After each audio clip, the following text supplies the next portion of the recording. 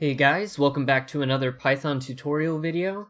Today we're going to be going over the concept of recursion and some of the things that go along with recursion.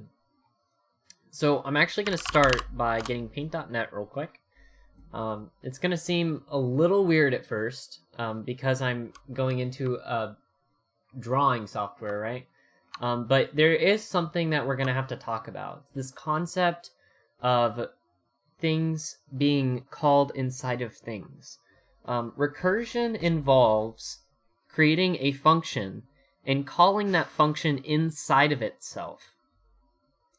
We'll need to remember this model where you have a 1, 2, 3, and 4.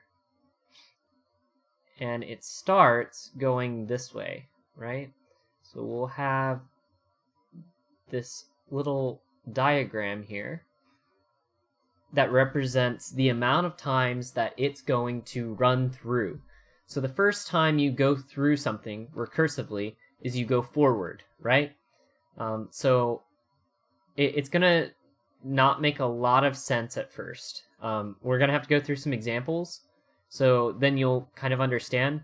You just need to remember this diagram right here. So this is where it terminates. So I'm going to put term.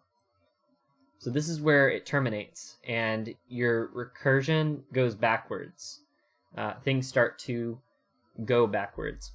I'm going to go back into the actual program, and we're going to create a function called recursive.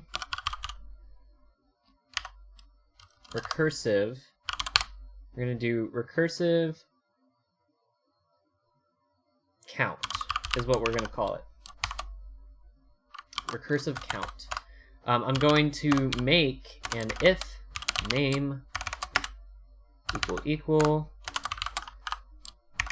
main underscore. There we go.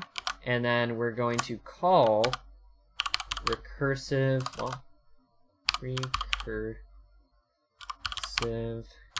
count. And we'll have that done in a moment. So we're going to return recursive count.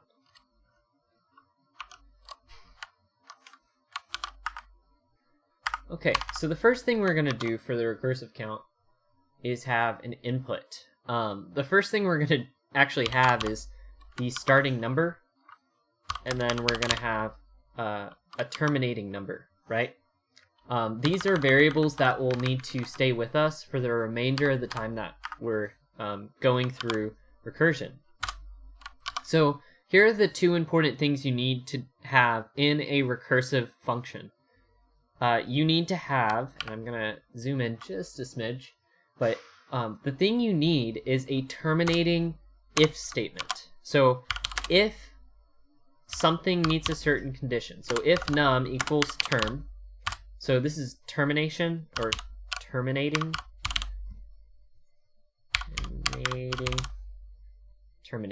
There we go. If number equals terminating, then return number, right? So we'll return the number. That's our condition. So you have your terminating if statement, and then you have your operations. And at the end of your operations, you always have, you can do an else, but normally you just type in whatever you're needing to do. And you just do whatever you'd like. In this case, we're going to make a count where it adds 1 to the original number, and we have this. So num equals +1, and we'll see, is less than, if is greater than or equal to terminating. We'll put that there, and then we'll put num and terminating, and that's all we're going to do. So let's go ahead and give this a shot, shall we? We're going to print recursive count. And at first, we're going to get a random number. So let's go ahead and see this real quick. Positional, num, and terminating. So we're going to need a number to start with. We're going to start with 0. And in this case, we're going to start with 4. Let's go ahead and run it. And what do you know? We get 4, right? Because that was the terminating statement. So if it equals this, return the number. So what happened here? We're going to go ahead and start step by step, right? So it goes back to this diagram that I made here. Is it starts here, and then it calls itself. So these are all calls of the function. So this is the first time that you call the function. This is the second time, the third time, and the fourth time. And this is what it returns, is whatever happens on this fourth time, right? And it's important to note that because we will need to know this for later. So let's try to get a grasp on what's going on. It started at 0, so the input was 0 here, right? As the number, and the terminating was 4. So once the count was greater than or equal to the terminating number, we would like that number returned. So, which is right here. It would return number right here.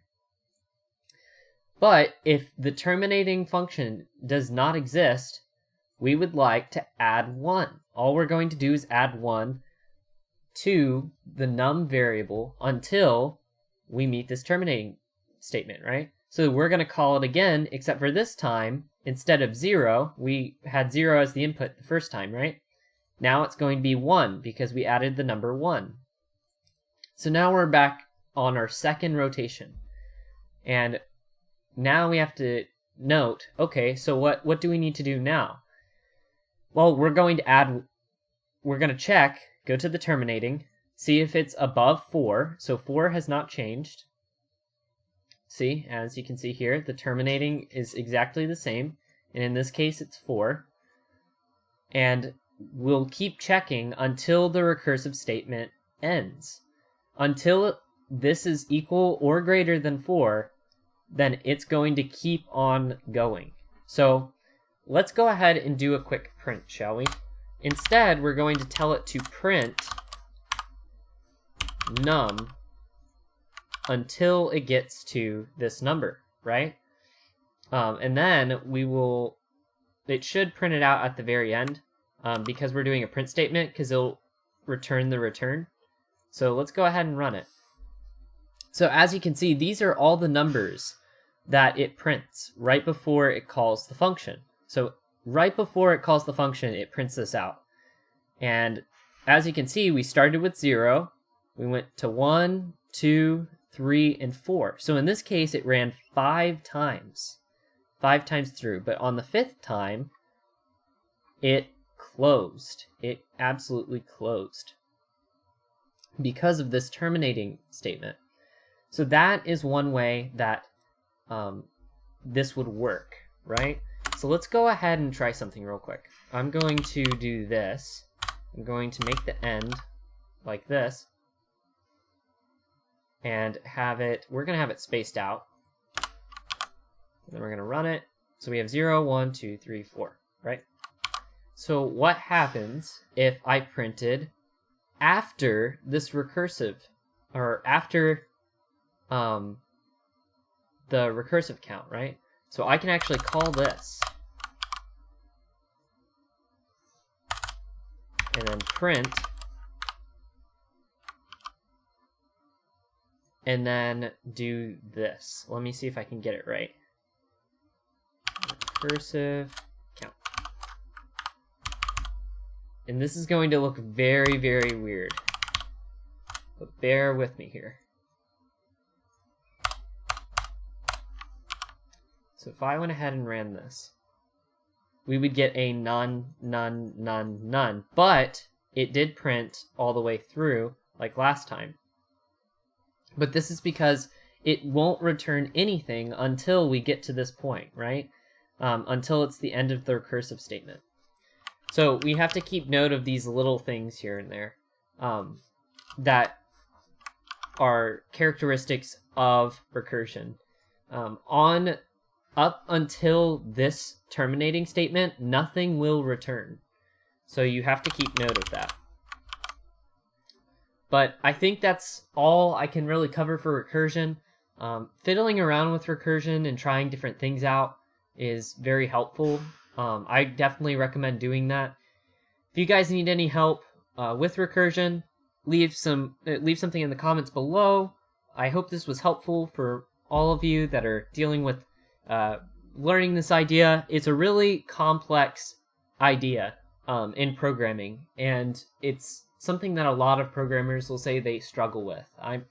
I also struggle a lot with recursion, and I'm no professional by any means, but I know that there are some really good software developers out there that I've talked to, and they still struggle with recursion. So I hope this video was helpful. If you liked the video, leave a thumbs up. And again, if you have any questions, leave it in the comments below. All right, I'll talk to you later.